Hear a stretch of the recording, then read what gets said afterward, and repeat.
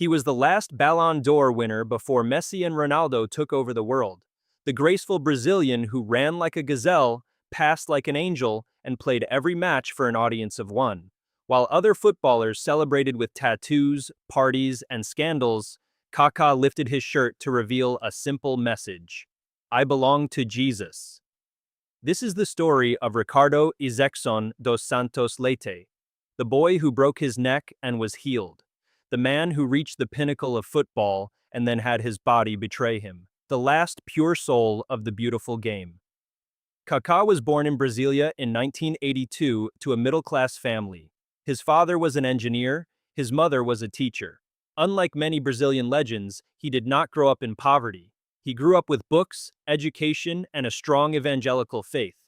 Football was not an escape from hunger. It was a gift from God. He played with joy, not desperation. That difference defined his entire career. At 18, his life almost ended before it began.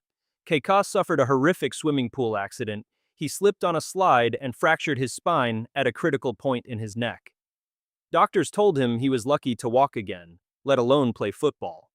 His family prayed. Kaká believed God had spared him for a reason.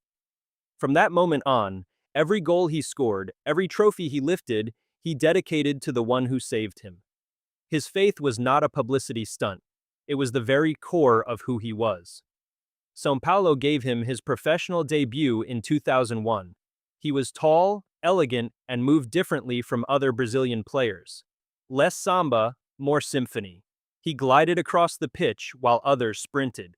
He passed while others dribbled. European clubs began circling.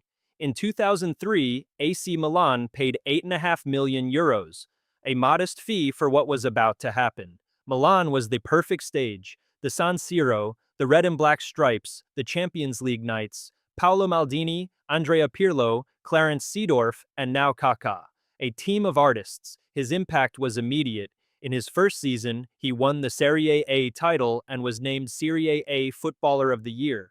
The boy from Brasilia had conquered Italy, but his true masterpiece came in the 2006 to 2007 Champions League.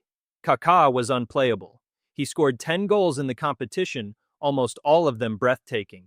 The solo goal against Celtic, the hat trick at Old Trafford against Manchester United, where he made one of the greatest defenses in the world look like schoolboys. He ran at them, threw them, passed them. Milan reached the final against Liverpool in Athens. Revenge for the Istanbul miracle 2 years earlier. Kaká did not score, but he orchestrated everything. He set up Filippo Inzaghi for both goals. When the final whistle blew, Kaká fell to his knees. He took off his Milan shirt to reveal a white undershirt with the words, I belong to Jesus, written in bold letters. He walked the pitch barefoot, arms raised, tears streaming. The Champions League trophy was his. Months later, he won the Ballon d'Or, the FIFA World Player of the Year, the last man to win it before the Messi-Ronaldo duopoly began. For one brief moment, Kaká stood alone at the summit of world football. Then Real Madrid came calling. €68 million. A Galactico signing in 2009 alongside Cristiano Ronaldo. The two biggest stars in the world, united in white.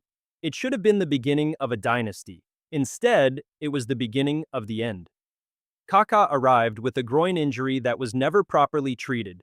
He played through pain for years. The explosion that made him special began to fade. Madrid fans who expected the Milan Kaká grew frustrated. The Spanish press called him a flop.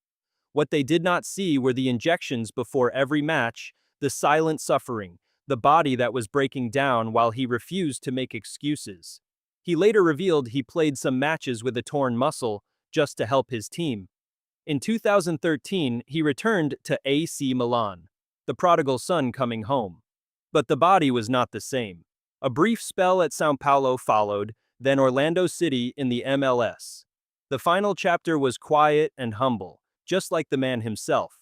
He retired in 2017, leaving behind a legacy that numbers cannot fully capture.